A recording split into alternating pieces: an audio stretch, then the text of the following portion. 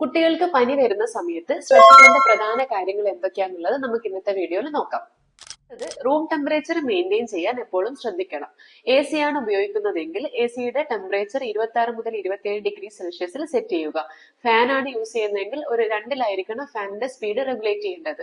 റൂമിന്റെ ടെമ്പറേച്ചർ ഒരു കൂളായിട്ടാണ് ഇരിക്കുന്നതെങ്കിൽ എ സിയും ഫാനും യൂസ് ചെയ്യേണ്ട ആവശ്യമില്ല. രണ്ടാമത്തത്, പനി നിയന്ത്രിക്കാൻ പറ്റാത്ത വിധം അധികമായിട്ട് വരുന്ന സമയത്ത് നമുക്ക് സ്പഞ്ചിങ് ചെയ്തു കൊടുക്കാം.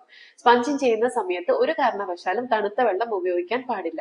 ഇളം ചൂടുവെള്ളത്തിൽ ഒരു തുണി മുക്കിയതിനു ശേഷം നന്നായി പിഴിഞ്ഞിട്ട് കുട്ടിയുടെ ശരീരമാസകലം നമുക്ക് തുടച്ചു കൊടുക്കാവുന്നതാണ്. പനിയുള്ള സമയത്ത് വളരെ കട്ടി കൂടിയതും വൂളൻ ബ്ലാങ്കറ്റ് ഒന്നും കുട്ടികൾക്ക് യൂസ് ചെയ്യാതെ നേരിയ കോട്ടൺ വസ്ത്രങ്ങൾ യൂസ് ചെയ്യുന്നതായിരിക്കും എന്തുകൊണ്ടും. പനിയുള്ള സമയത്ത് യൂഷ്വലി കുട്ടികൾക്ക് ഭക്ഷണത്തിനോട് താല്പര്യം കുറവായിരിക്കും. അതുകൊണ്ട് തന്നെ ആ സമയത്ത് നമ്മൾ അവരെ നിർബന്ധിച്ച് ഫുഡ് കഴിപ്പിക്കുമ്പോൾ കുട്ടികൾക്ക് ഇത് കാരണം ഒരു ഛർദി അല്ലെങ്കിൽ നോസിയ പോലെയുള്ള സിംറ്റംസും കാണിക്കാം.